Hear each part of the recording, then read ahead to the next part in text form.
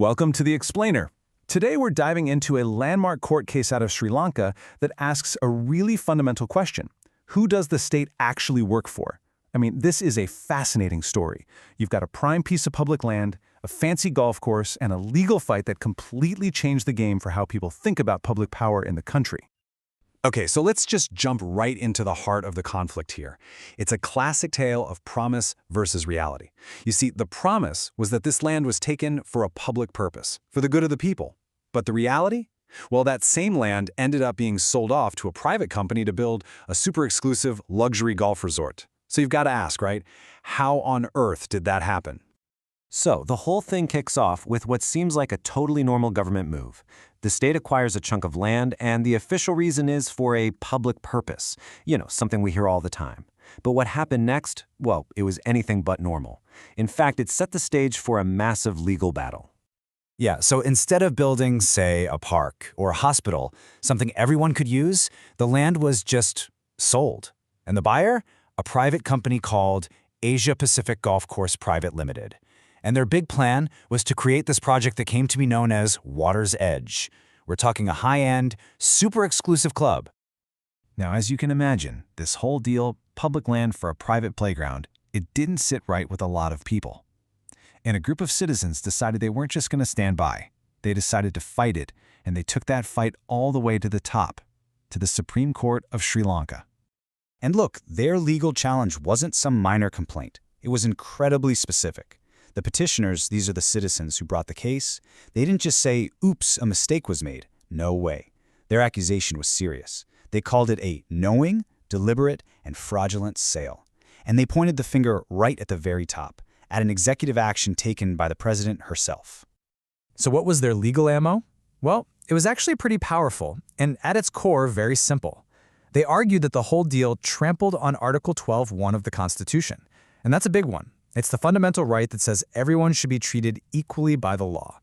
So the big question for the court was, does giving a special deal to a private company like this really count as treating all citizens equally?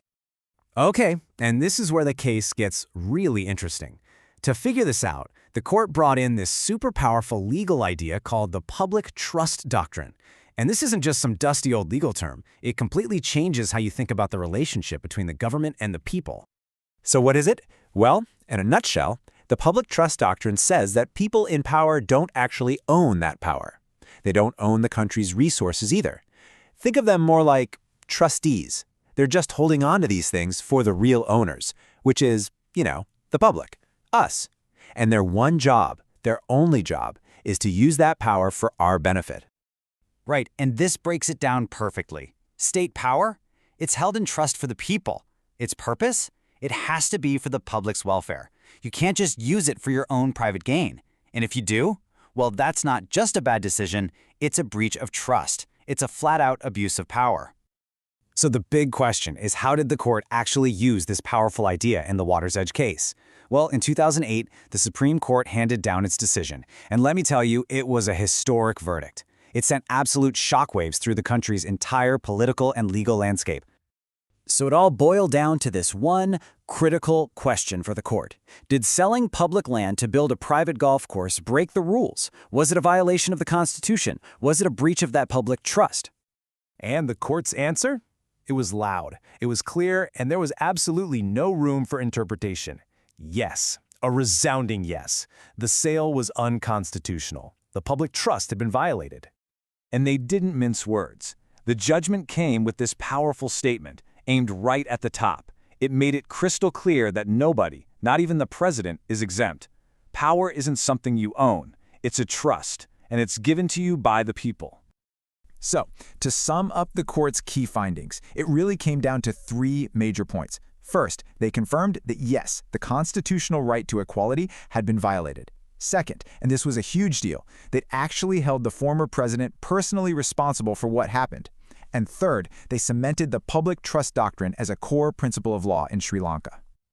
But look, this verdict was about so much more than just one piece of land or one golf course.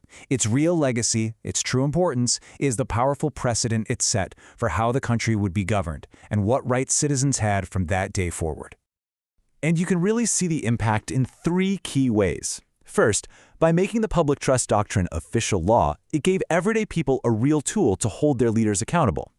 Second, it sent a clear message: the rule of law is supreme. No one gets a free pass. And third, it created a legal shield to protect public property from being sold off for private profit. So in the end, the Water's Edge case wasn't just a legal decision. It was a genuine turning point. It really empowered citizens and activists, giving them the legal and moral authority they needed to stand up and challenge the misuse of state power. And that really leaves us with one last big question, doesn't it?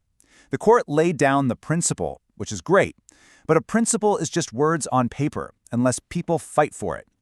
So this case from the past really throws down a challenge to all of us right here, right now. How do we, as citizens, make sure this public trust is protected today and isn't broken ever again?